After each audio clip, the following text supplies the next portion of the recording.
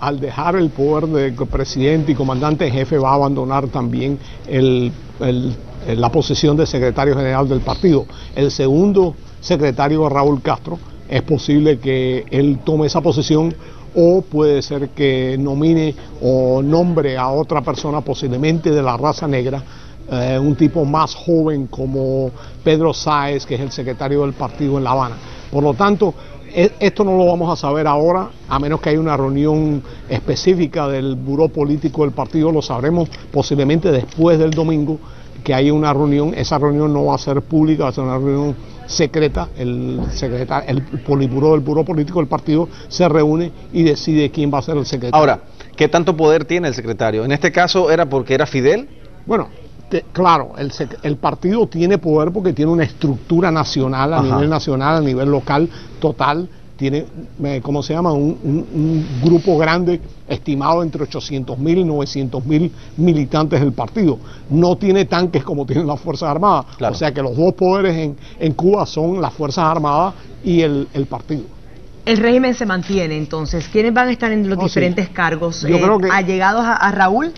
Definitivamente, en las Fuerzas Armadas, el grupo que está alrededor de Raúl es un grupo que él ha creado, es un grupo que él ha mantenido por los últimos 30 años. Álvaro López Miera, que es el jefe del Estado Mayor, es un allegado muy cercano a Raúl. Van a seguir ese grupo.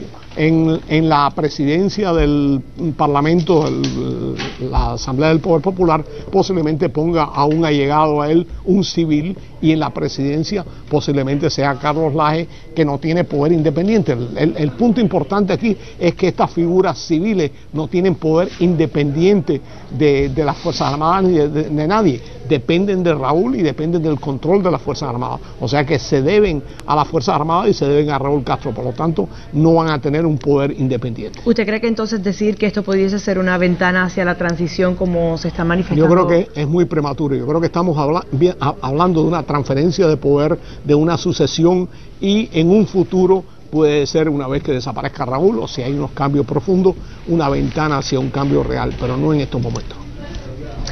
Entonces, Fidel, ¿qué papel va a jugar desde ahora en adelante? Si alguno. Muy pequeño. Cree? Yo creo que va a seguir escribiendo sus reflexiones. Su salud se está deteriorando rápidamente, por lo tanto no va a ser una figura muy importante. Lo que sí va a ser importante es, una vez que él desaparezca, el culto a la personalidad. El año siguiente a su muerte va a haber una cantidad de artículos, una cantidad de escritos en todas las escuelas, en las comités de defensa de la revolución, en el partido. Se va a hablar de las ideas de Fidel, del legado de Fidel, de que dejó él, del antiimperialismo. O sea, ese es el conjunto de ideas que va a dejar Fidel Castro, y eso va a continuar por un tiempo después de su muerte. María Fernanda López estuvo entrevistando a uno de los muchachos. Él acaba de llegar de Cuba hace un año y él se manifestó diciendo que para él Fidel había muerto, sentimentalmente había muerto, emocionalmente había muerto, ideológicamente había muerto. ¿Este es el pensar de la juventud cubana que se acaba de llegar aquí al exilio, o esto es atípico? No, yo creo que es típico. Yo creo que el cubano ya no mira a Fidel Castro como el líder de Cuba, ya miran a Raúl y miran al futuro y están esperanzados de que haya algún cambio con Raúl Castro, y a ver si Raúl Castro resuelve la problemática de Cuba. El problema es que si Raúl Castro en los próximos meses no resuelve lo que los cubanos quieren, que es más comida, más zapatos y más mejoría económica, puede haber muchas presiones sociales, o puede haber una emigración masiva hacia los Estados Unidos. Quiero compartir con usted parte de la carta de Fidel cuando habla de su posición, la posición que va a asumir ahora luego de renunciar. Dice: no me despido de ustedes, deseo solo combatir como un soldado de las ideas. Seguiré escribiendo bajo el título Reflexiones del compañero Fidel. Será un arma más del arsenal con la cual se podrá contar. Y esta frase que viene me llama mucho la atención, dice: tal vez mi voz se escuche, seré cuidadoso, manifestó. ¿Qué querrá decir Fidel Castro con eso de que tal vez mi voz se escuche?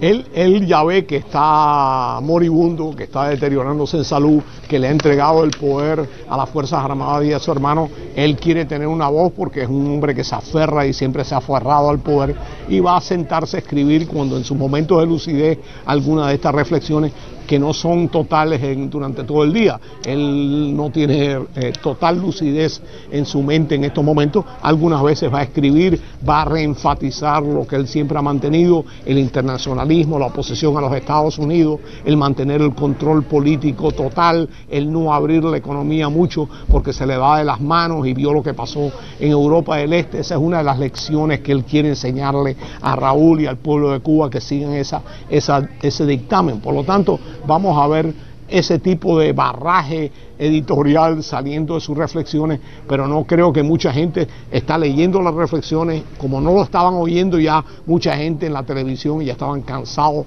de los grandes discursos. Yo creo que ya están cansados de las reflexiones y están mirando hacia Raúl y el futuro. Muchas personas cuestionan si realmente Fidel es el que está escribiendo estas reflexiones en su totalidad. ¿Cree usted que si llegara el momento en que él ni siquiera puede escribir, la revolución pondrá a alguien a escribir por él? No, yo creo que él en parte escribe estas cosas en su momento de lucidez. Él tiene todavía lo que le llaman el grupo de apoyo, un muchacho que se llama Valenciaga, que lo ayuda posiblemente a escribir estas reflexiones.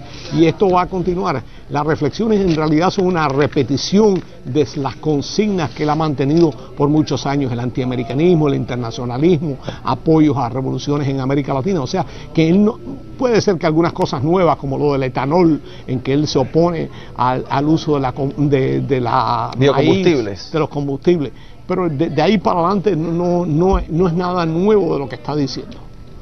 La disidencia, ¿qué podemos esperar ahora con este anuncio, esta noticia? Bueno, yo espero que la disidencia trate de unirse en estos momentos, que trate de organizarse un poquito mejor, de trate de retar un poco al sistema de Raúl. Recuérdense que en Cuba es muy difícil organizarse, es muy difícil conspirar. Este es un sistema muy represivo, con un aparato de seguridad muy monolítico. Por lo tanto, es muy difícil crear un sistema de oposición al régimen. Pero esto le va a dar un pequeño impulso a la oposición para tratar de hacer algo, y si continúa el apoyo del exterior, posiblemente veamos un poco de más organización y presión por parte de los grupos disidentes.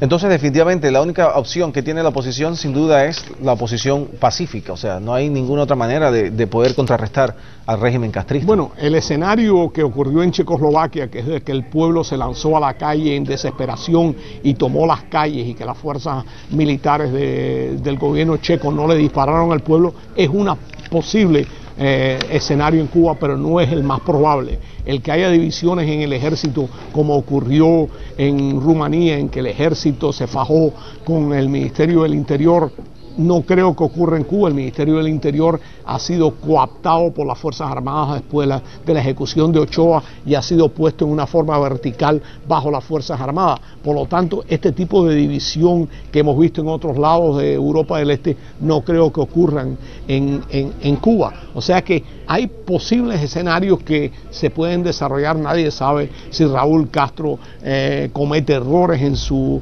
administración, se ve deteriorado físicamente. El pueblo puede tomar esto como una indicación de que el gobierno no está en control. Hay muchos posibles escenarios que pudieran ocurrir, pero el más lógico y el más probable en estos momentos es una continuidad del proceso político, con unas pequeñas aperturas en el proceso económico.